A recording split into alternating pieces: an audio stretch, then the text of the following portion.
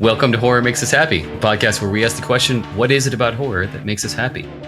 Your hosts are Steve Becker and Chris Whitman, and you can find out more about us at our website, horrormakesushappy.com. Before we get started, a little information for you and the listeners.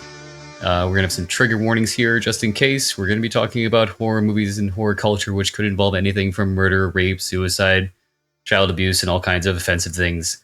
F-bombs. And offensive words. And F-bombs. So if that's not your thing, here's your chance to turn away. But if it is, tune in and listen to all kinds of fucked up shit. Yeah. Go ahead. Before we get to today's guest, a few announcements. We are having a slight change in the format. We previously did polls to see which guests you would like us to release every other Friday. And we decided to just switch from that because it was causing scheduling conflicts. We couldn't release people on time or when they would want to or when we would want to. So we're just doing away with that. And it's just going to be a weekly release of a new guest every other week, Steve. It's every other week, right? Yep. On Fridays. On Fridays. Thank you. Yes. That's an important piece of information. Next up, we're going to have Jeff Burke, editor of Bizarro magazine. But this week, our guest is Tim Ritter, producer, writer, and director, best known for the Truth or Dare series, High Def, and Earth Girls Are Sleazy. Welcome, Hey, Tim. Tim. Glad to have you on the show. Hello. Thank you. Yeah, I'll shut up now. Hi. Anything you want to pitch before we get into the meat of the interview? Sharks of the Corn. Yeah, that's kind of the latest that just came out from SRS Cinema. Actually, it's been shipping the last 2 weeks on limited edition Blu-ray and VHS, and that'll be followed up with a national DVD and streaming deal through and probably July, more of a summertime movie. Can we just hopefully like Jaws, right? Can we just pause for a minute and clarify? Did you actually say VHS?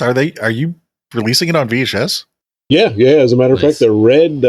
Actually, most of my stuff, even now, is VHS is the preferred medium. Really? Don't ask me why. I guess it's just, like a nostalgic thing. it's kind of like people vinyl. Playing like vinyl. It's VHS is coming back, man. Almost every indie horror release I've seen, it has that. It has DVD, Blu-ray, and VHS. Right. Yeah. The hard thing is finding a player. Well, yeah. Hey, just go to Goodwill. Finding a player that works. Well, they're actually there's a new group that is making, and I see it on Facebook all the time now. There's I guess they're manufacturing a new VHS player, with a DVD recorder on a big unit. They're under like $200, brand new. So VHS is back. Oh my God, it's finally happening. We're approaching cassette futurism. Oh God.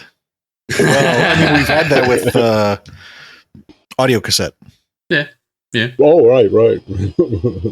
So the theme of our show is less about the work that you've done and more about you as personally a fan of horror. And so what we do is ask sort of 3 sets of questions focusing on your childhood years, teenage years, and then adult years to sort of try to build like a psychological profile to figure out what it is about horror that you like. That said, it's not meant to be a therapy session. So if there's questions you don't want to answer, just say I'll pass and we can move on. Okay, I'll pass on that question. And, the idea being that if we interview a bunch of people in the horror business and maybe we'll find some interesting common themes or some uncommon themes as well. And actually, you're the 31st person that we will have interviewed. And for the most part, like there's 1 or 2 common themes, but they're not very common. It seems almost like everybody is more independent in terms of what it is that they're getting out of horror. So it's been interesting talking to everybody. Yeah, this kind of sounds like an interesting slant. So let's start with childhood. What are some of your earliest memories of scary things? Jaws. I was obsessed with Jaws when I was very young, and I got my parents to take me to the movie theater to see it, and still obsessed with Jaws. Incredible Melting Man. That was one that, it was, of course, I grew up in the 70s, so $6 Million Man, I was really into that. When the Incredible Melting Man came out, of course, astronaut coming back to Earth melting. I was like too young to see it, but I was obsessed with the ads and the commercials and all that sort of thing. And of course, the Hammer movies. Even in elementary school, I would go to the library and check out books on the old Universal horror movies. And I couldn't see those because this was actually, and this is really going to date me, I mean, this is before cable TV actually really came into existence, where it was widespread. So you'd have like 6 channels that you, and they would never run what I wanted to see. I'd be like, oh, I wish I got channel 6. If I got channel 6, I could watch the original Dracula. Right. So, I was like, as a kid, I was reading this stuff, and then when I could watch it on afternoon movies on the Saturday matinee or whatever, I would see, all the stuff that I was reading about, or some of it. And, stuff that stands out is like Dracula, Creature from the Black Lagoon was a favorite, Frankenstein, Bride of Frankenstein, King Kong, Godzilla, all those kind of things. Right. So, as a kid, that's kind of, my earliest obsessions. And then, of course, when Halloween ran on television in its original, I guess it was NBC, 1981 or something like that, or 80. That's when I really got the slasher bug type of thing. So that was one that. So that I would say that's probably the early. Out of curiosity, geographically, where did you grow up? South Florida. Okay. I was born in Lake Worth, Florida. Okay. And grew up there, and that's where pretty much I stayed the first 30 years of my adult life down in Florida. I was curious because you were talking about, not having access to a lot of things. And I thought to myself that if you lived closer to a larger city, that you might have had more access to that, New York, Miami, something like that. But I could see West Palm Beach maybe not having quite the same access as one of the larger cities. Oh, you mean like for cable and stuff? Not only cable, but, even be able to go down to the movie theater and see, some of these things on some sort of a rerun, or, because sometimes they would have theaters that would do stuff like that. Yeah, it was a small town, but there was a theater I used to walk to, and I think there was only one big theater. It was, just one auditorium. So if they kept the movie for a few weeks, that was it for a month, so. And that also limits your availability, because like you say, if you've only got the one theater or the one room, it's not like they've got 3 rooms that you can rotate and pick. Right. So definitely a different world. It's hard for people to imagine now what it was like then trying to watch horror movies. Yeah. Yeah. So it sounded like you got into horror pretty early. Do you have any remembrance of what it was that attracted you to horror? Offhand, I don't know. I was just kind of very creative, even as a little kid, and I would create stories. Invasion of the Body Snatchers, 1978. Really freaked me out, and I kind of wrote a story about stuffed people that were stuffed like stuffed animals. And this was 1978. I was probably 10 years old or so, something like that. So those are the kind of memories I have of that. And of course, reading like Fangoria magazine, I was there for issue number 1. And you would read these magazines so you'd read about all this stuff more than you would actually see it. But, as far as what I was getting out of it, I don't know. It was just kind of a little rush, and it was just something that your parents did not want you to see. So the older I got, the more obsessed I got with it. And, my parents really, they were pretty conservative. They were both teachers. And they didn't understand that, their kid was like, wanting to see eventually movies like, Halloween, I Spit on Your Grave, Evil Dead, and Last House on the Left. But even in the early days, they were kind of cool with it because Godzilla, Frankenstein. I had the Aurora models, the model kits that glowed in the dark of Frankenstein and Dracula. I don't know. I was just always just obsessed with monsters and all those kind of things. So, was there something in particular you loved about them?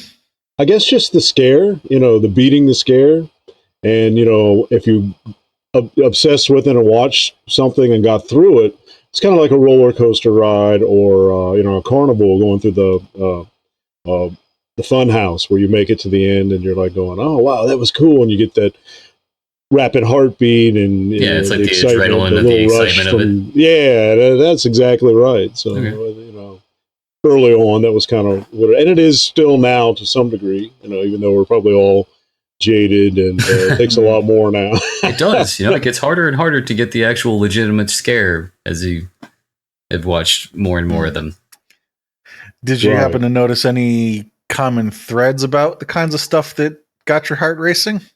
I mean, there's monsters. There's a damsel in distress. I know growing up, when I was real little, my mom would watch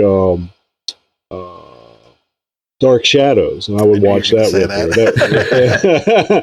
And of course, that's a vampire soap opera. Yeah, right. And it's just like, so being exposed to that in Star Trek, with all the different, the original show with all the different far out looking monsters and the Tribbles and the Klingons, and I mean, it's not horror, but it's kind of far out, and there's monstrous things, and I mean, as far as common themes, of course, monsters, people having to fight the monster, whether the monster was a shark or a gigantic ape, or eventually, of course, a guy in a mask. It all led up to the slasher era, which was a lot easier to emulate in terms of making little Super 8 movies as I grew up.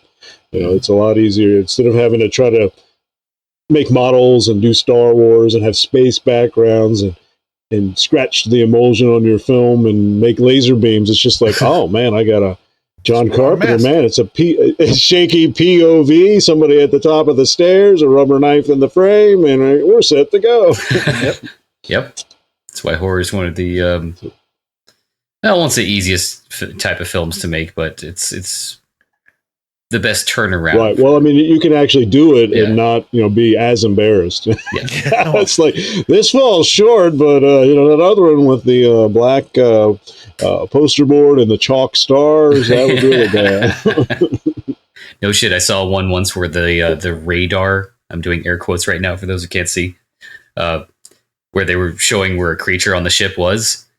You could tell it was a semi-transparent black piece of paper that they had a fucking flashlight behind. They were just moving the dot. Right, exactly. So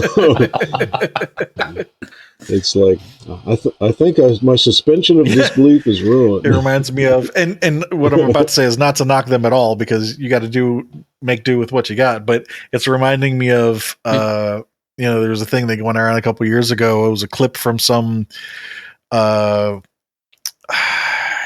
like a homemade movie that somebody in Africa made, and they're using an actual, I swear to God, it's a toy helicopter, but pretending, for a second that it's the shot of the helicopter coming in. Wow. Anyway, but it reminds me of that. Oh my God, but for that, it's an intentional. Looks like we lost Tim. Oh, what? Tim, you still there? No. So before we took a break there for lost audio, one of the things that I was going to say is it's funny that you say that you used to watch Dark Shadows with your mom, and yet you said that, they felt some sort of concern about your enjoyment of horror as a child. Right. Especially as it got more bloody, when you get into stuff like Maniac, Friday the 13th. I guess it's just, I don't know, just some people that aren't into horror just don't like that kind of stuff. So I guess as parents, if you had a kid and you were looking at them and you were like going, oh, wow, what is this? I'm going to have a serial killer on my hand. Back then. I mean, nowadays, who knows? Because the video games and everything, Yeah. So. Well, I'm just laughing, thinking to myself that, because apparently mom liked something about Dark Shadows. But, definitely. Like you said earlier, it was a soap opera. Yes. Yeah. Yeah. So did you have any friends around that age who also were fans of horror? Actually, across the street from me, I live from in Lake Park, Florida, and Joel Wynkoop, the cult actor who's in some of my movies and a lot of my We've movies. Actually already talked to him. Yeah. Okay. He lived across the street, and he was my babysitter, and he was making little movies. And of course, he was a fan of all this kind of stuff. A few years older than me, but he did comic books, and I would share my Godzilla models with him. And eventually, when he made Super 8 movies, he would, he invited me, and I played little parts in his movies and everything. And I had been getting the film bug myself, and that's when I asked my dad to borrow the family Super 8 movie camera that I wanted to make movies too. So, so yeah, Joel was probably in the biggest. I have to apologize. I'm horrible with names, but Joel actually told us that story. Oh, really? Okay. So we actually were introduced to you through him, sort of.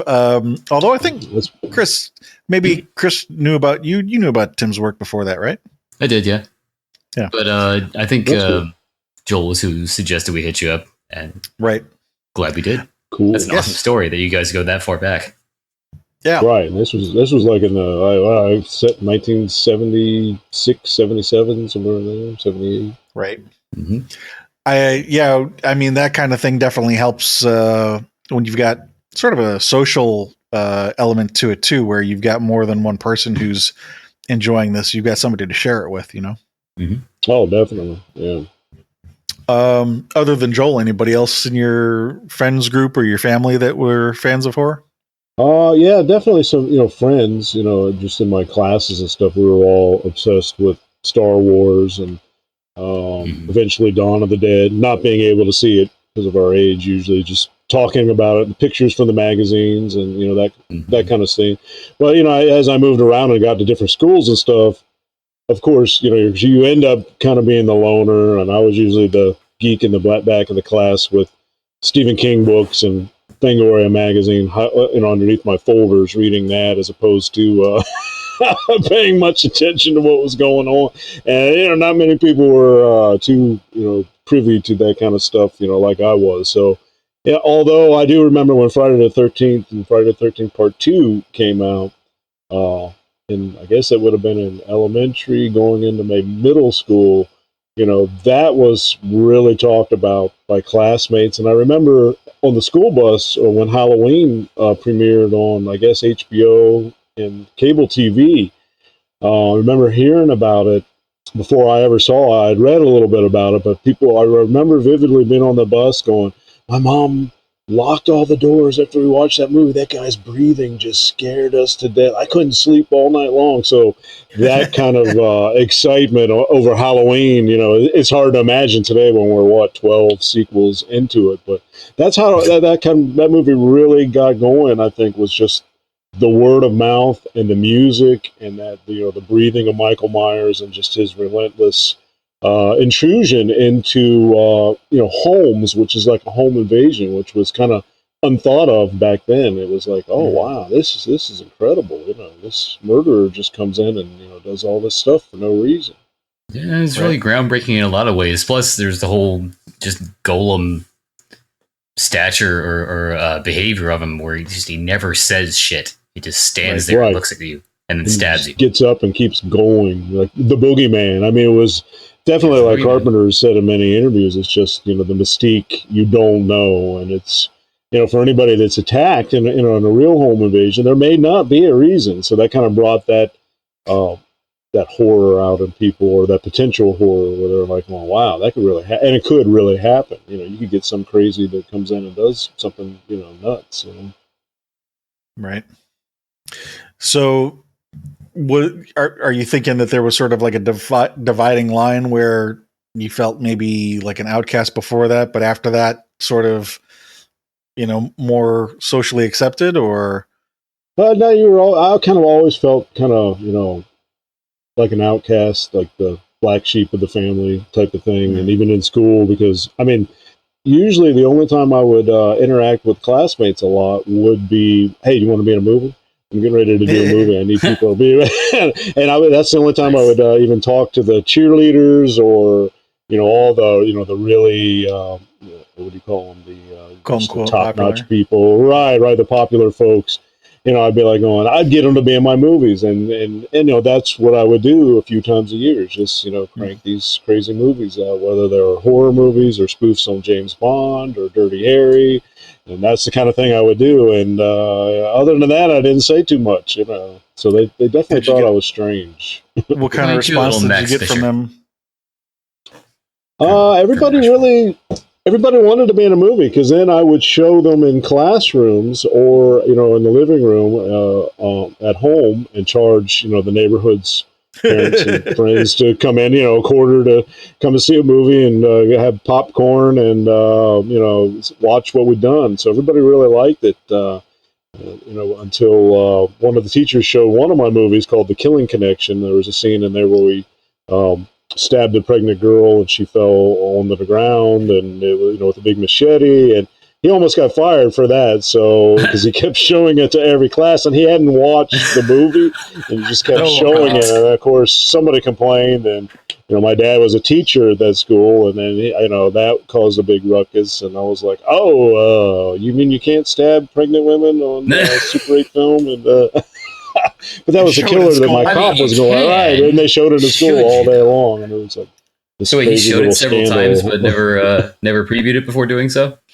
No, never previewed it, and the teacher just was sitting at his desk probably grading homework or something the whole day, and people were, the kids were like going, oh, this is sick, oh man. He's just sitting there oblivious, not even watching, like, quiet down now, quiet down. Quiet down now, just keep watching this. It was a pretty brutal movie. There was also a scene where we crucified a girl in a park in that same movie, so there was a crucifixion in there. Wow. It was about a brutal serial killer. Not the one. I know. I'm surprised that's not like you would think that'd be the scene they complain about. And I mean, that to me is impressive. The other one was before that, so. Well, so they never made it that far. No, I don't know. I think that was the one that got people for some reason. So. But now that's impressive for two reasons. There's, the fact that you get away with playing that in a classroom, and two, the fact that you as kids got away with filming that in a public park, like. Right. Crucifying somebody in a public park is kind of eye-catching. Yeah, and you know what happened with that, too. The girl was in a very small bikini, high school cheerleader. And let me tell you, the traffic, because it was on this turnaround road, it was like one way. The traffic backed up a full mile. All these people were just staring, and then I had the cops come. And the cops were like, what are you doing here? And I'm like, well, I'm making a movie. And they were making like, a movie. You realize you have the traffic backed up 5 miles out here? And I was like, take that cross down, put it back in the truck, and get out of here. Look, officer, I can't be blamed for a bunch of perverts that want to stop their car and look at a young girl in a bikini covered in blood. I mean, I'm just making art here. Yeah, right. Look, we're making a movie. Who cares about the traffic? Times were different back then. Yes. In as much as you didn't get in more trouble than you did. Yeah, that would have been a different story today. Yeah, I don't know. Today, it's hard to say. You just never know. But yeah, today, right? Well, in this particular era, everything is super. I mean, if you're banning Dr. Seuss, there's something wrong. Yeah. That's all I can say. So that sounds more of like teenage years. Let's go back to childhood for a minute. Did you know in childhood, did you know that you were supposed to be scared of that stuff, or was it all just entertainment to you? Yeah, the scared part, like I said, there was occasional movies like Invasion of the Body Snatchers 78. That one, for some reason, that one really got under my nerves, that people could be replaced and transformed and become something new, and they could steal your family away and replace them. So that movie, and the sound effects of the transformation, that which later I found out on the extras was I guess that was ultrasound of a baby, that they would actually record, like pitched down. So I was like, wow. But yeah, that one freaked me out. And then of course when I did see Halloween, whenever that was, that really scared me when I first saw it, even on regular TV, just the whole, on a little black and white television in my bedroom, and it was edited, but that one did, and I'm just trying to think of a few others that had a huge impact. Alien, that was very spooky. You mentioned Star Wars earlier. I was going to say Alien, because that came out around the same time too. That was one I was not allowed to see. Really? In the theater, so I got the photo novel and I obsessed over that. I had to sneak the photo novel in, and then finally, when it played on HBO, I did see it and watched it endless times. But recently, on the re-release, I did finally get to see it in the theater. So I think about a year and a half ago, they did a re-release of it. So yeah, they did do that. Most kids these days participate in Halloween. Did you? Oh yeah, definitely. Yeah, I always loved Halloween. Loved the trick or treating. Loved putting on a mask and going out being a different character. And I remember a few Halloweens. They were just incredible because they were rainy, they were damp, they were cool, cloudy. Running and then like just running through the night with that breeze. And it kind of reminded me of Halloween. Later, Yeah. I hadn't seen Halloween. Halloween kind of captured that childhood vibe that that most people have when they were able to go out trick or treating with or without their parents or in groups of kids and be in those masks and be all sweaty and going up and scaring each other and going up to these. It was kind of scary going up to all these strangers' porches. And are you going to get something, or are they going to shoot at you, or are they going to give you the big thing is, am I going to get an apple with a big razor blade in it, or tainted candy? That was all. It's still a big thing. Like when people go trick or treating. So there's kind of always like a horrific mystique to Halloween where you go, you don't know what you're going to get, trick or treat. So it was just really fun. But yeah, I always absolutely loved Halloween. Still do. Did you have a favorite costume? Wow, I went out as a $6 Million Man, Batman.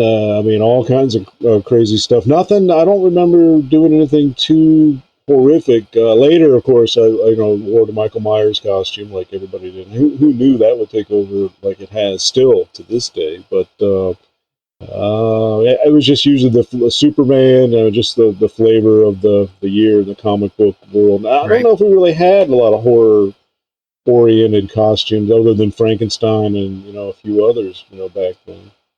Yeah, the classics. It could be Jaws. I think I remember a Jaws costume. How about a least favorite costume? Least favorite costume. I didn't have one myself, but I don't know. It's always interesting to see all kinds of costumes, what that people wear. But I didn't have one myself that I, really hated. Okay.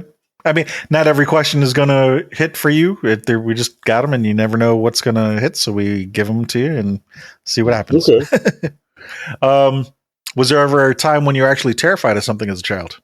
I think I went through a phase when I was a kid where I really thought that somebody was going to get me and something was under the bed, and I would just freak out all the time. I remember, waking up screaming and, my parents running into the room and that kind of stuff, which is kind of a cliche horror thing now. This was like when I was really, really young. But and then it would end up being a stuffed animal that had fallen upside down. It was the legs that were coming up from the side of the bed and that I thought was a hand and, that kind of thing.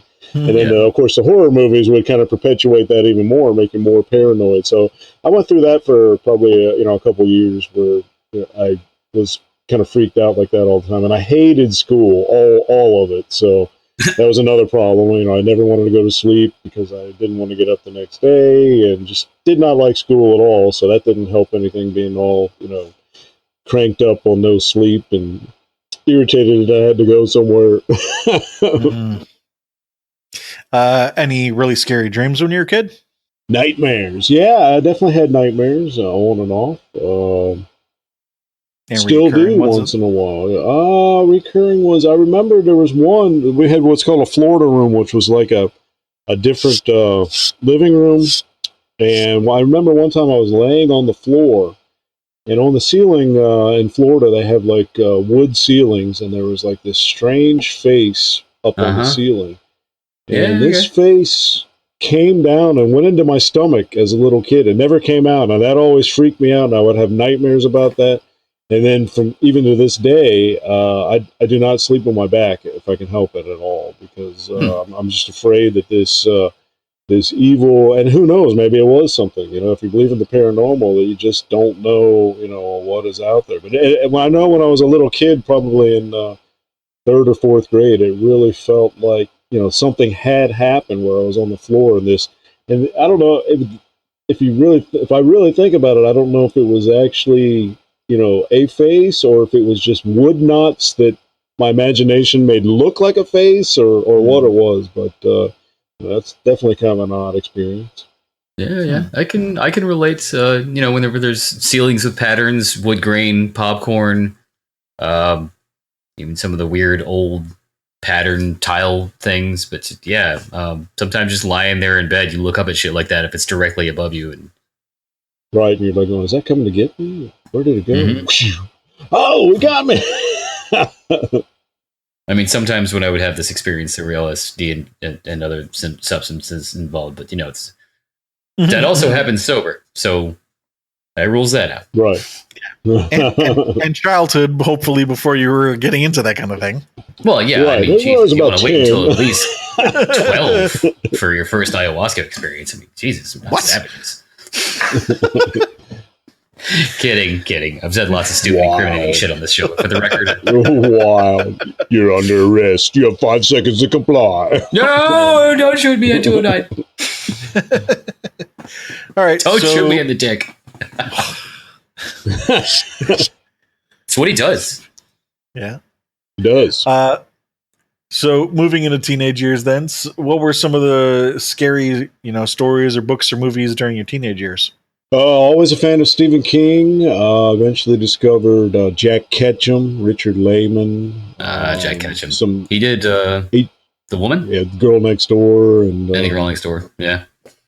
Yeah, and what was that? He did The Offspring, Off Season. These books were really hard to find, but I read about them with Fangoria. I think Chaz Balin was writing them. Nice.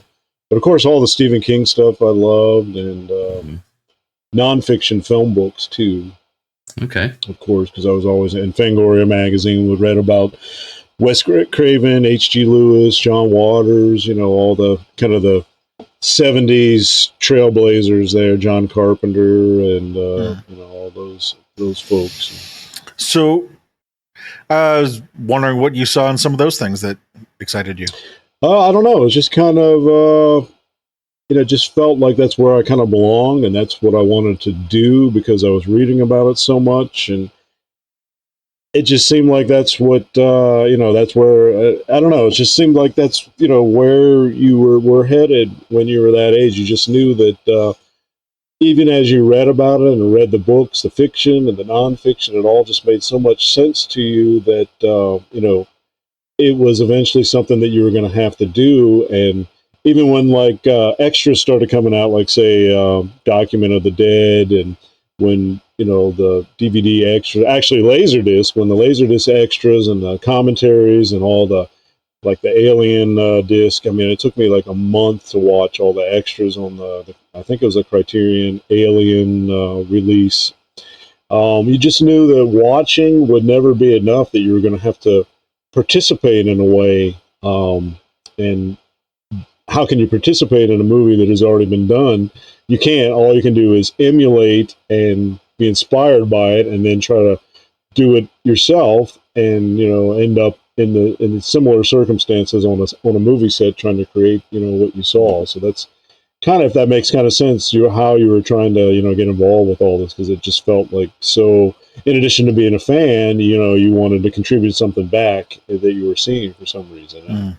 So by a teen, you had already made the decision that you wanted to get into making movies. Oh, definitely. Yeah. When I was, very young, I knew I wanted to write, and I was already writing books at a very young age, not novels or anything, but I mean, just little books. And then when I got that Super 8 movie camera in 1970, probably 6 or 7, somewhere in there, 77, 78, started fooling with that. Made my first movies in 1978. I mean, I knew I knew I would probably never stop, because that was, that's what I wanted to do. So when did you start writing? I think my mom encouraged it. So I remember writing when I was, as soon as I could write, when I was and think of ideas that of my own, and that would probably be in first, second, third grade. I was trying to create little stories. And I still have some of those little books. I would actually staple them together and put my name on the front, but by Tim Ritter. It's like I draw. I was a terrible artist, but I draw ridiculous covers for them and everything. So I say keep those in a frame somewhere. You might be famous someday. Yeah. Put those on eBay. So that probably would have been about 6 to 8 years old. You mentioned 76 to 78. Would that also been 6 to 8 or a different time frame? Probably a different time frame, but I mean, I was always, writing, stuff. And then as I got older and started reading about the scripts and everything, I would write small scripts to go along with the movie. And we started out with like 20 minutes worth of material and then graduated up to like 30, 40, 45. And then by the time in high school, when I was making some of these, crazy little movies on and around campus, that I was telling you about, we did one. When I started taking different classes, they actually, arts classes, whether it was pottery or these other things, they allowed me to do filmmaking as part of my stuff. So, like when I made Day of the Reaper, I did some of the props in the class and was able to use some of the people in the class as actors. And that also translated to drama because in the drama class and English, the English teacher was the drama teacher. I was in both of those classes, and I was able to, we actually shot a movie called Target, and believe it or not, in the school lunchroom on school time, we actually shot President Reagan for a scene. I had a guy in a Reagan mask, and the killer had a big gun, and the guy was trying to rescue him. And nobody said anything about that, I don't believe. But it was just, now that I look back at it, thinking about it, I was like, and we had blood all over the Reagan guy, and we had a full cast of classmates in the lunchroom, and the teacher actually helped supervise all that. So probably because it kept the kids busy. Right. Keep him off the streets. If he wants to shoot the president, keep him in the lunchroom. Right. Actually, no, that's a safe creative outlet. You're pretending to shoot the president instead of actually shooting the president. So yeah, we didn't really kill him, but there's that too. But where I was going with it is, not only are you keeping you busy, you're keeping all of your other classmates busy too. So it's a good activity to tie up a bunch of kids all at once. Yeah. This will kill 3-4 weeks worth of course. Yeah, right. Bunch of teachers are going, wow, this was the easiest year yet.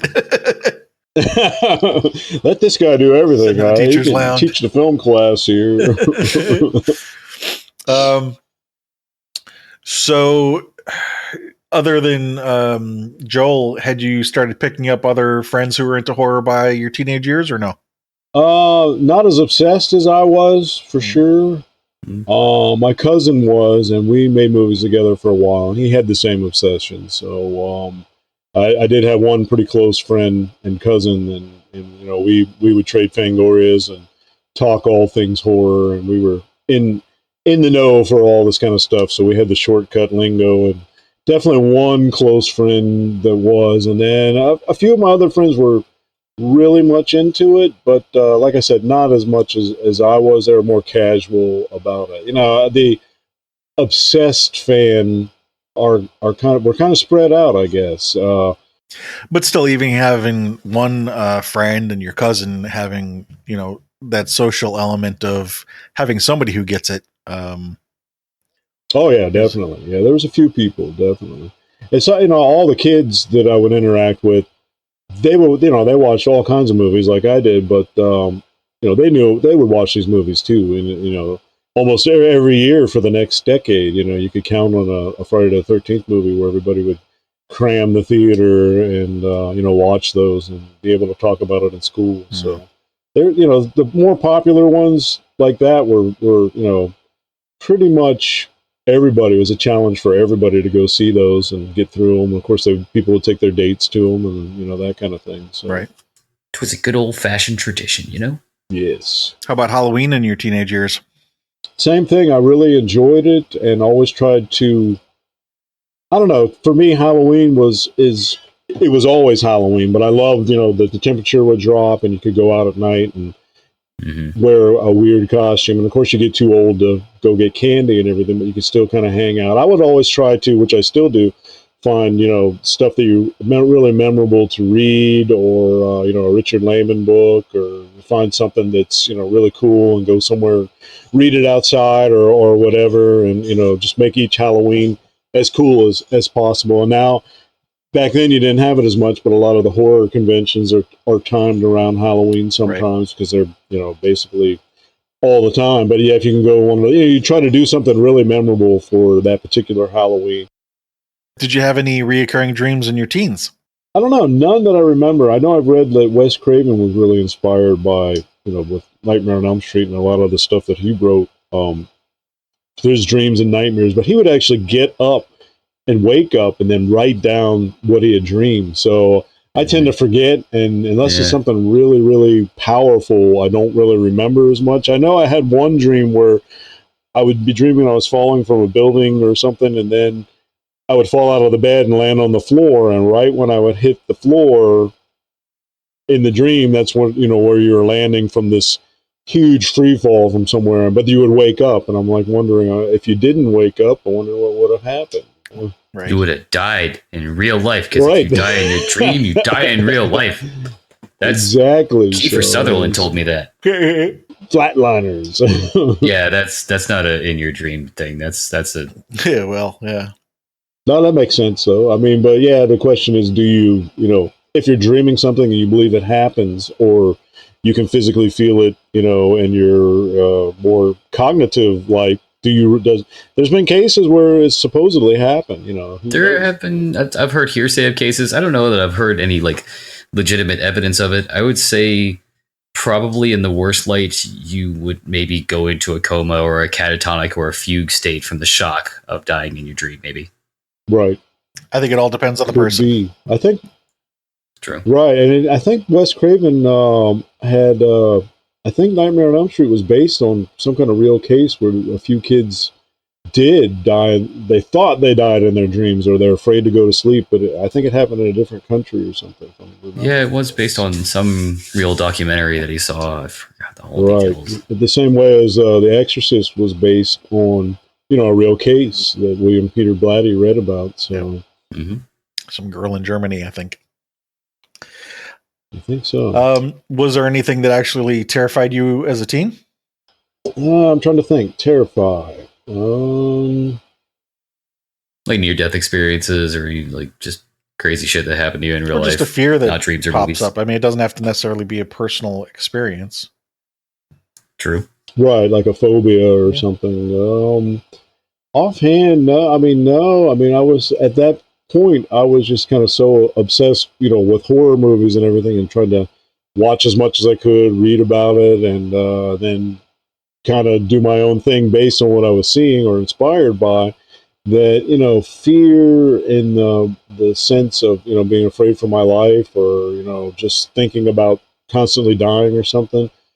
You would kind of deal with that in the movies. The movies would do that. So then when you get older in life, you've kind of dealt with these things your whole life anyway, So, for instance, my dad got Alzheimer's or dementia, and a lot of it reminded me of the Exorcist, the change of personality and all this other stuff. So I think in a way, a lot of different movies, especially horror movies, can prepare you for things that happen, later in life, as an adult, when real things happen that kind of emulate the stuff that you have always watched your whole life. And it kind of prepares you. You might not be as shocked, and you can maybe in some way it kind of helps you go, well, we've dealt with this before and made it to the end credits. So, we're going to deal with this now, even though, one's obviously fiction, and now you're dealing with real life scenarios, but you've kind of been through it before, because when you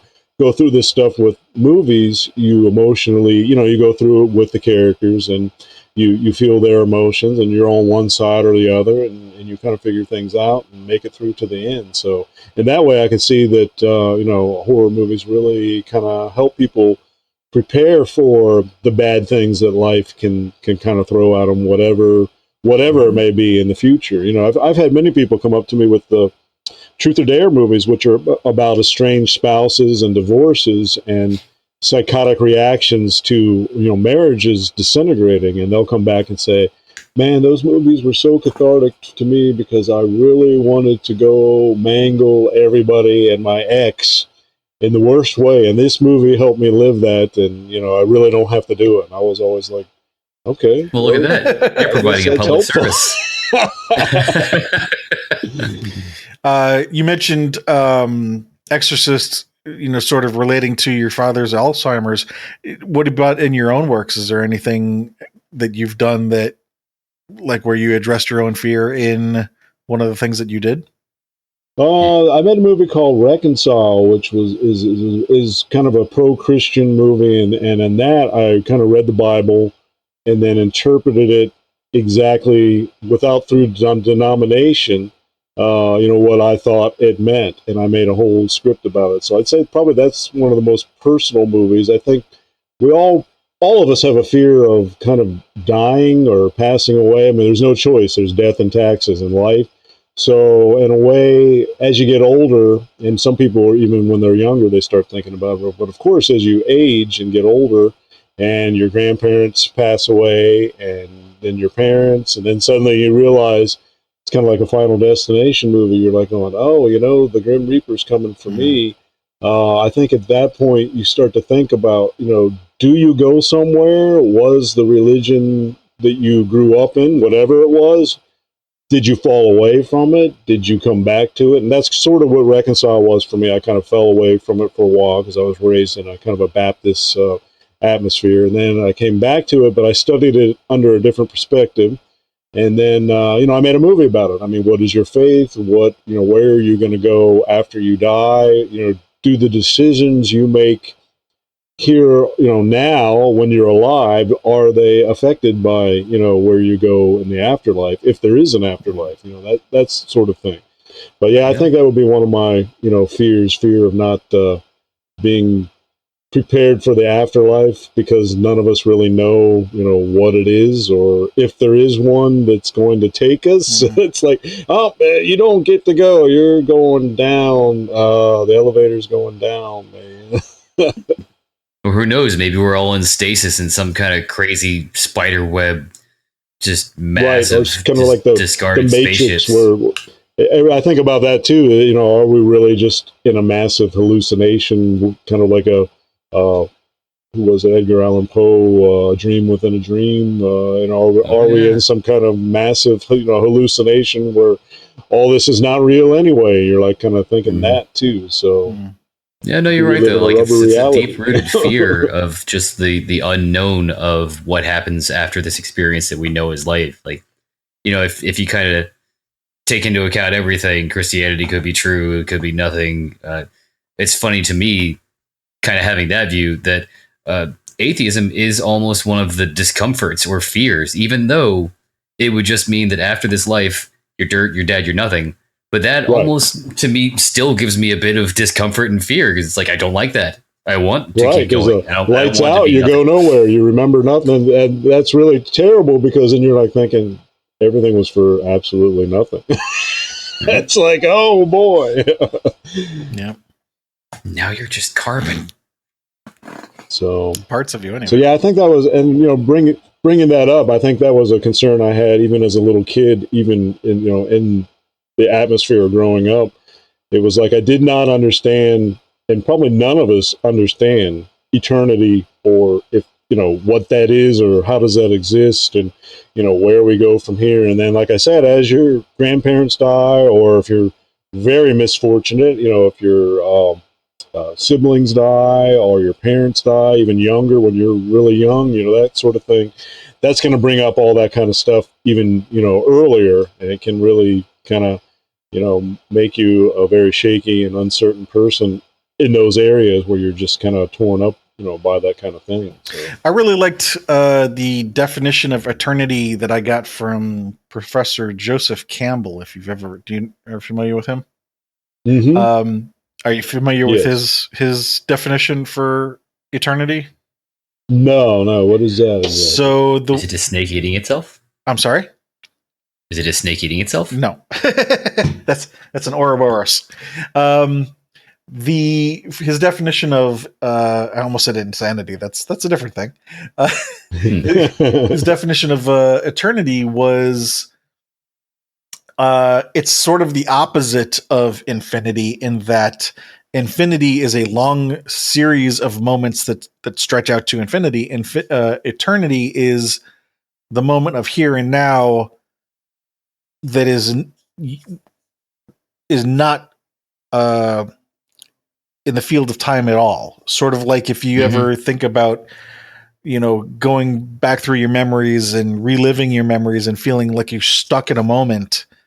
That moment that you're stuck in, that's an eternity. It's, I personally suspect that the difficulty is that when you die, there are some people that have proposed that for them it was like one moment that was stretching out into infinity, and that's sort of like where eternity and infinity are meeting, where it's one moment being stretched out. But the way he talked about it, eternity was that moment in here and now that thinking in time cuts out. And for him, the focus was trying to find the eternal in the present, if that makes sense. It's like existential spaghettification. Right. Kind of. Yeah, that's deep. Seriously. That is very deep. Very deep. Yeah. That's some Alan Watts shit right there. Well, it's some Joseph Campbell shit. That too. Yeah. So I'm just thinking, and I've mentioned to Chris in other interviews, even our very last interview.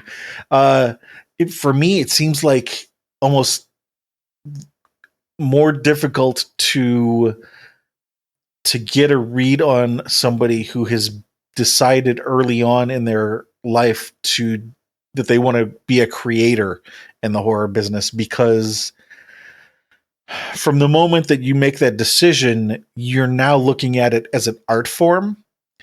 And in that respect, you're cutting out the emotion and you're only focusing on how do I do the thing.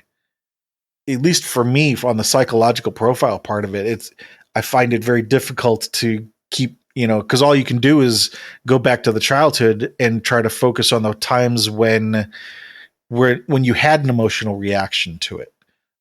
And you do mention in your teenage years having somewhat of an emotional reaction to certain things. The one thing that you mentioned was the Laserdisc extras, the going through the extras and finding something of interest there. But even that, I think, was going back to your interest in wanting to be a creator. You know what I mean? Right. Mm-hmm. Although, I mean, I can understand too, there being a fascination in wanting to be a creator. There's definitely some joy to be found in that. But then the question becomes, why horror? Because blood and guts and screams. Well, I mean, horror. I mean, you're kind of saying that the emotion that horror kind of stirs in you as an individual, being scared and just being a fan would be kind of overruled by being a creator, where you're trying to figure it out. Is that what you're kind of saying, where you wouldn't be as affected by it personally, and when it becomes more of not business, right? But, that's sort of the vibe I'm getting.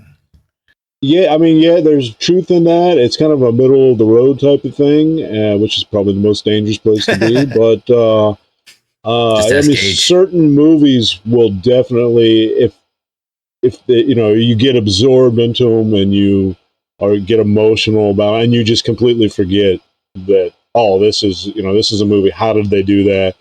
I would love that. I mean, later you might be inspired by it, but I mean, an example would be like, for me, one's not horror and one is horror, but like Dexter, the TV show, the first 3 or 4 seasons, I completely love that show, to the point where I wasn't even thinking about, any of the things that they were doing in the show. It was more just being carried away with the situations, the characters, will he get caught, the humor, all that kind of stuff. So if the material is good enough and you find yourself in the right frame of mind, I think, you will go with it and not look at it, just from a technical standpoint, or be sitting there thinking, well, how'd they do that? I mean, the stuff that I like anyway is more, as I got older, more dramatic or more kind of internal with the characters, that I would try to think about.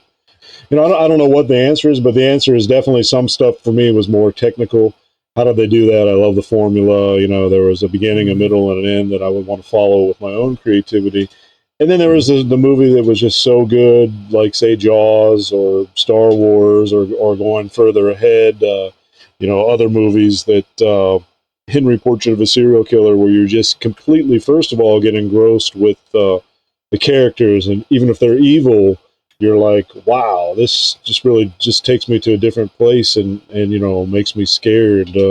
Like Henry is an example of just the tone. And a movie like that can make you very afraid because, especially when that came out in society, if you find yourself at the wrong place at the wrong time and your car is broken down and you get the wrong person that wants to quote unquote help or whatever, or if you're in your house, once you start to, read about the BTK killer and, the Night Stalker and all these people who, kind of lose it somewhere. Somewhere they get a wire that just burns out and they go nuts and just start acting on impulse and killing anybody and everybody. So that makes you, it can give you a very paranoid, on edge feeling as a viewer, and we come to like that. And then when the credits roll, we know, however the movie ends, even if it ends on a really horrible note, like Henry with that suitcase at the end, you're like, wow. And then you just start thinking about it and you get this paranoia, but then you kind of rationalize, well, I'm safe. Let me go check the doors and the windows, though. I made it through the end of that. But it also may make you more aware when you're in a parking lot. Is somebody, looking at me through their rearview mirror in a space? And, you kind of maybe you're a little extra cautious. So maybe that helps you, in real life if somebody is planning to even steal your purse or your wallet or whatever, or worse. Mm-hmm. Earlier, you mentioned there were two things that triggered that sort of reaction from you. You mentioned Dexter. Was Henry the other thing, or was there a different one? No, then the other show was like Breaking Bad. I really thought that, it's not specifically horror, but it's horrific in that you have this character that, there's that show has almost everything in it that and a lot of horror-oriented things, where a character gets cancer. He's trying to figure out how to make ends meet, how to pay for his bills, what's going to happen to his family. So he kind of turns to the dark side, which, using his talents, and then he kind of corrupts a student since he's a teacher, and they get involved in drug making, and then the whole thing just, of course, over the course of 5 or 6 seasons, just becomes, almost a surreal nightmare of insanity, like with, people killing each other and explosions and, close calls with very shady, disreputable people. And you really get to see firsthand a lot of times what meth and some of these really, really bad drugs do to people, and you're causing it. So you can't really root for this character, but you are. So kind of really, because he's the protagonist, but you kind of really feel bad about it because you see that he's also, causing great damage to, a lot of people who may not have been doing that, or, that he caused, the deaths of. So again, it's just one of those domino effect things of something that draws you in. You're not really thinking, how did they do that or whatever. It's just, it's so good that just takes you right into it and takes you through the journey, and you're not thinking. And then later, if you're a creative person, you might, be inspired by some of that, or put new twists on it in a different way in your own material, hopefully. Mm-hmm. So I tell you, one person who everyone can join a unified front in that show, and definitely agreeing that they are, there's no question, good guy or bad guy, fucking antagonist, fucking Todd, fuck that kid. Right. So basically it sounds like very good writing is the thing for you. Definitely, yeah. Story writing and characters, I'm wondering if there was something about that in the earlier things that you mentioned. Like, you did mention Jaws, but Frankenstein, King Kong, and Halloween. Do you feel right? You mean those movies were definitely. I wasn't ever really trying to figure out how they did any of that stuff. I was just kind fascinated, taken into those worlds, and you were like almost getting in the perspective of the heroes or the anti-heroes, whoever they were. Even with Alien, the working class individuals, which I now understand more than ever. The grumbling workers who get up and have to work at the salt mine every day, whether it's a salt mine in space or whatever, and then suddenly having to deal with this extracurricular horrific activity that was caused by the negligence of the company. Eventually it's revealed, even in the movie, that your job suddenly says, hey, not only do you have a dangerous dead-end job, you're completely expendable because we want something from you, and we don't care if you lose your life for it. And that's kind of the theme of Alien.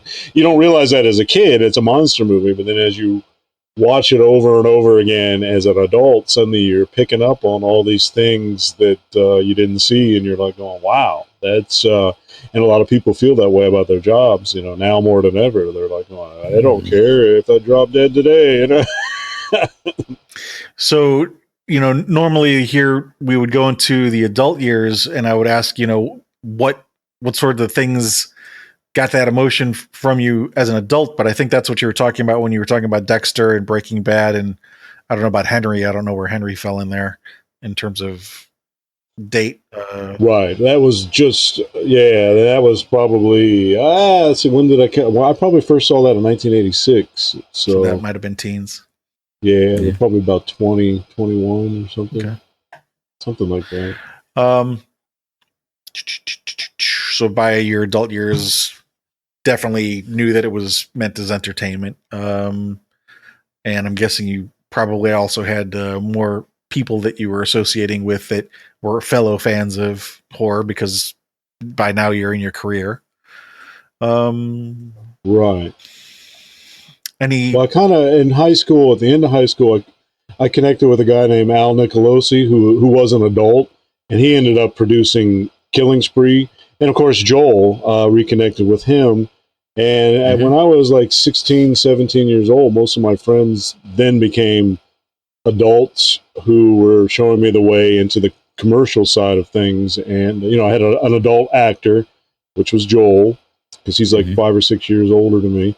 And Al was a TV station guy, and he was able to show me, kind of be a mentor and all that kind of stuff. And he loved horror movies and all that kind of stuff. So I think that helped jumpstart me into, making movies with adults, even though I was like 15, 16 years old when, I met a lot of these awesome. people. It sounds like everything kind of just fell into place. Yeah, it really did. And like I said, I always hung out with, when you asked before, did classmates and, this or that. I really didn't hang around with classmates as much as I hung out with, somehow I ended up hanging out with older people who were 5, 10 years older than myself. And I ended up getting a job at a company called Video Events, which, Al Nicolosi ran. And he kind of, I did all that on the side while I was still in high school. I would film, stuff and learn how to use all the equipment and edit and all that kind of stuff. So it did kind of, like you said, it just kind of fell into place. And I always hated using kids in my movies because I wanted to make adult movies. I mean, movies with adult characters. And I should have, at the time, when I made Day of the Reaper, which was my first feature length Super 8 movie, I should have probably used my classmates as teenagers, like on a Friday the 13th, and they would have looked the proper age. But instead, I was always like, no, I know you're only 15, but you're playing this 30-year-old real estate tycoon, so it ended up being really kind of silly at the time. So retrospect. Right. Hindsight is that number we don't say anymore. So, I was thinking about, again, trying to look back over everything we've talked about now and see if I could find some common themes. And in their own way, I mean, Dexter and Breaking Bad are shows about monsters, just different kinds of monsters. Right, exactly. And that's when I think there's been a lot of studies on that in horror, when the monsters became more than Frankenstein and Dracula, Godzilla. It became us. In other words, you look in the mirror and the monster was suddenly Michael Myers, and then suddenly the monster is Ted Bundy or Henry Lee Lucas, and the monster is the person next door. So let me ask 2 questions looking back over your entire life. And I'll tell you what the questions are first, because they may be the same answer, they might not be. the first question is, what is your favorite movie? And then the second question is, what movie have you seen more times than any other? And this is not necessarily horror. It's any genre. Right. I'd probably have to go with probably Jaws. For which? Both or? For both. Okay. For both. For both. Yeah. I mean, I've seen that movie endless times, probably, 300, 400, 500 times since I was a little kid. What do you like so much about that one? I don't know. It's just the obsession of, I lived in Florida, grew up in Florida, so you got the beach connection. Fear of the beach, it brought that out for a while. You were like, everybody was afraid to go in the water, and you were just kind of like, man, I don't want to go out more than 3 feet. But it's just the kid. To me, it's the characters, the way they interact, the chief of police and the No, I know what it was. It was Quint's sea shanty about together. Spanish ladies. Yes, exactly. And just the way they all, even though they're very different and they have completely different personalities and probably belief systems, the characters, they all come together for this common cause, which is, this merciless monster that is kind of feasting, on the town, when they go in the water and ruining their lives, kind of like the pandemic that we're dealing with now. You could even have an allegory for that their bread and butter has been decimated because there's no jobs, there's no tourists, there's no, their businesses are being closed, and all because of this, monster in the water that they got to take care of. So, I mean, I don't know, for that movie just kind of has it all for me. It's got the scares, it's got the, the beginning's got the damsel in distress going in the water. It's just the fear of the unknown, the cop that's afraid of the water that has to overcome that. It's a big it's got the character arc at the end of the movie. Yeah, I mean, there's a huge character arc there and comedic elements. I mean, it's just a great score. I mean, it's almost like the perfect movie. Okay. Yeah. I mean, Bruce could have been done better, but, it's the technology of the time. Right. Well, again, it's for me, it'd be like nostalgia. If you grow up with something, you're not gonna, it doesn't ever really change. It's just, you just keep going back to it. I mean, yeah, definitely. If they remade it today, I don't know how it would be, but it would definitely be interesting. Maybe they don't screw it up too much. Maybe not. It might be like, the Meg, I mean, it would not be what it was, that magic in a bottle moment that took me and probably millions of other people. And I know, loads of other filmmakers of all status, were severely inspired by that, and of course Halloween and Dawn of the Dead, and some of those movies like that, and So I already kind of mentioned this, but I'll ask it anyway. Normally we ask if you see any common threads about what it is that you like over your entire life, because, for example, you mentioned the monsters in your childhood, but once we talk about teenage years and adulthood and what you like now, sometimes that changes. But I think. So, would you see like a common thread in the type of horror movies and stories and things you've been interested in? Right. I mean, what I see is a common thread. Right. Well, I mean, like there's cannibalism, there's occult, there's metaphysical, there's body horror. I mean, I would say if you look back, if you need to kind of figure out like one thing, it would just be, the monster and the people who come up against the monster and hopefully persevere no matter what it is, whether it's, The Thing or Henry or Last House on the Left, the parents actually getting revenge, for the death of their daughter and the assault and all that. So people kind of overcoming, the bad thing is probably the common denominator in all of it, I would say. But that may be in all of horror. And a lot of movies end good, and then there's some that end more realistically where the bad thing wins. I almost wonder then, is it less about the monster and more about the struggle? Could be. It could be. It's a good thought. Mm-hmm. Do you find yourself being interested in the struggle stories that are not in horror? Oh, definitely. Yeah. Like Straw Dogs or Deliverance or, regular movies, you mean? Well, I'm even thinking, things like, movies about World War II, or, you know, there could be all kinds of different genres where there could be stories about somebody struggling with something. And I'm wondering, is that something that you're also a fan of that we just haven't talked about in this call? And maybe not. I'm just throwing shit at the wall, hoping, you know, seeing if something sticks. Maybe it doesn't. Yeah, I mean, I love like the Rocky movies and the Rambo movies, and in particular the Rocky movies. You know, they're about the underdog and the struggle to feel worth for yourself. You know, in other words, you know, what makes you successful and feel successful as a person. You know, what are your goal? Not even career wise, but just as a person. You know, what is your definition of success? You know, when do you, you know, feel that you've hit your prime and you've gotten to the top of your, you know, your mountain or whatever, you know, whatever your journey is in life. So, yeah, definitely. I love, you know, movies like that where it's just a struggle. Because, I mean, everybody's life is a struggle for sure. It's definitely, you know, never all easy. Would you say that your love of those things is equal to your love of horror? Are they close? Not close? Oh yeah, definitely. Yeah, definitely close. I mean, I like all kinds of, you know, different movies, especially, you know, 70s movies and action movies like To Live and Die in L.A., French Connection.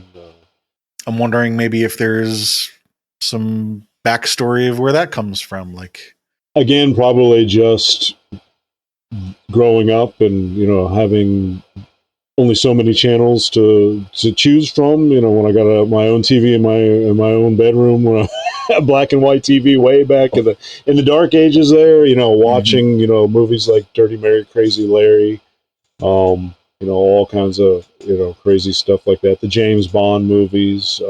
Again, you have a character that's put into odds that are completely against him succeeding, and he's got to overcome through outrageous, you know, antics, whether it's, you know, the set pieces where he gets put into a situation where it's like, oh, how's he going to get out of that? Whether it's boats or skis or airplanes or, you know, whatever it may be. And, you know, at the last second, he overcomes the obstacle. I mean, life can be like that for all of us. It's like, oh, even if it's something as small as, how am I going to pay this electric bill? What can I do to, you know, pay this week? You know, you're in this horrible circumstance, or even worse, you're going to get kicked out of your apartment. And then you have to either beg, borrow, or steal, or work extra, or do something to, you know, fix your problem, you know. So watching that kind of material, maybe, you know, as a kid, if you're lucky enough to do so, maybe that kind of prepares you for some kind of, you know, ethic where you're going to overcome the small stuff because you've been so obsessed with, you know, the big stuff that really wasn't real, but, you know, kind of helps you in a different way. Yeah. This might be a dumb question, and if it is, I'm sorry, you know, not being fully versed on your work history, but, you know, are you also making non-horror movies that focus on those kinds of stories, or if not, why? I mean, like, would you, how can I say this? I'm still trying to figure out where that falls in terms of, okay, you might be equally interested in those kinds of stories, but are you making those kinds of stories, or, you know, where is your focus over, you know, where's your focus? You mean on the movies that I make now? Yeah. Yeah, I would say that, you know, a lot of the stories have the small person who is backed into a corner and they have to react and get out of that, and then you can kind of embellish that with, you know, some cathartic fantasy to get out of the situation. You know, like Killing Spree, the guy his job is cutting hours. He doesn't know how he's going to make ends meet. He sends his wife away. She's in his mind. She's been cheating on him. He's going to take care of that business too. And how's he going to do that? He's going to grab the machetes and the sledgehammer and the chainsaw. And the same with the Truth or Dare movies. Each character is presented with a you know, an obstacle of cheating or betrayal by family or a loved one or spouse, and they've got to figure their way back to wherever they're going. Where are they going? They're kind of reflecting on, well, where do I stand in life, and how do I get there? This is a complete interruption to my path. So yeah, I think if you look at, even with my latest movie with Sharks of the Corn, there's a character in it who has a challenge, and she's been doing something her whole life, and realizes that all her sacrifices for family and friends have been all for nothing, and she feels completely betrayed. So even in the middle of this kind of a comedy horror thing, you've really got this character that's dealing with this dilemma, and on a serious note, has a meltdown, a personality crisis, and then decides in her own way to change that, and maybe do some very drastic things to change her life. So yeah, I would agree with that. That would be, a theme. If you really want to tear apart everything I do, that's definitely in there somewhere. I didn't mean that like that, but I mean, there's always a character trying to get through this, obstacle, and of course, if I write it or whatever, yeah, I'm definitely dealing with some of my own issues and just kind of transferring them, into, the characters in the movies. And I'm like, oh, I can kind of make a little statement on this. I mean, it's not exactly the same, but there's a good parallel. Right. Yeah. And I think, I don't know that you could really dig any deeper than that, because struggle is something that every human deals with, Right. Definitely. I think we can all identify with that. I mean, yeah, that's exactly what I was thinking as you were describing it the whole time. I mean, who wouldn't want to be entertained, or wouldn't want a struggle of some kind in a story? That's part of what the entertainment is. It's the whole, was it the hero's journey? But yeah, I mean, a struggle by definition is just more entertaining than a lack of a struggle. It's like watching a football game where it ends 49-2. Well, it's funny that, because while you're saying that, I'm thinking to myself, is there a movie that doesn't have a struggle? And the first thing that came to mind was Napoleon Dynamite. And then I laughed to myself, because for me, the struggle was continuing to watch that movie. Like, I just couldn't do it. That is, yeah.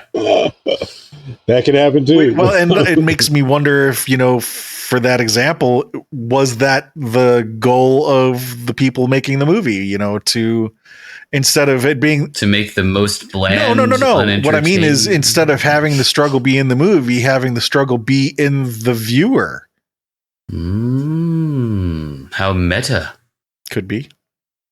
Although I mean, maybe there is a struggle in Napoleon Dynamite. I don't know. I've never watched more than the first 15 minutes of it, so maybe there is one in there and I just don't know it. Yeah. I haven't seen wedding, it. And a llama named Tina. I don't know. I hate that. So the one movie that none of the three of us know anything about. We'll probably get some nasty emails from somebody saying, I love that movie. Yeah. For every movie that we might disregard, there's definitely people who love it. So I think if I were to sum up, our call here today, it sounds like the things that you particularly have loved about horror are, good. You mentioned monsters, but, particularly good characters, good stories, good struggles, good actions. And I didn't say it earlier, but for me, one of the biggest, I know we've talked about this before, Chris and I, that when it comes to writing, and not just writing stories, but even music and art and painting and sculpture, what separates the best quote unquote artists from other artists simply comes down to whether or not the artist made the same choices that you would have as a person. And so when it comes to things like movies or books, when you write a story, can you write something that's believable to a person who would say, yeah, I would have made the same choice in that situation. It must be harder than it seems, because there's so many movies that don't do that. Right, exactly. And then another thing that even for low and no budget movies, that reflects on when you watch it is the passion behind the project. Yeah. you can feel that sometimes, whether somebody was, you know, are they doing this just for some sort of paycheck or because they've been asked to, or do they really, you know, are they so passionate about the material and the project and, you know, have something to say as well as entertaining, that it kind of, you know, you feel it and you can relate to it in some way, or it just affects you. Yeah. Before we close, do you want to pitch anything other than the Sharks of the Corn, or? Yep, Sharks of the Corn just came out, and it's available on Blu-ray, limited edition, and VHS, if you're into that sort of thing. And then later in the year, we should have High Fear coming out, a movie made with Brad Sykes, and it's the third in the High 8 series of trilogies, and it's going to have segments by Todd Sheets and Brad and a couple other people. And that should be coming out, I would think, somewhere near the end of this year. So it should book in this year with those two projects. All right. Well, we still got a couple months, so we can look forward to it. Yeah. Cool. Definitely. Well, thank you for your time. Thank you for being our guest. Yes. Appreciate it. It's been fun. It's been very interesting, kind of like a demented Dr. Phil episode. Kind of, yeah, sort of. It's like, can we use that? What That's a good tagline, Chief. I like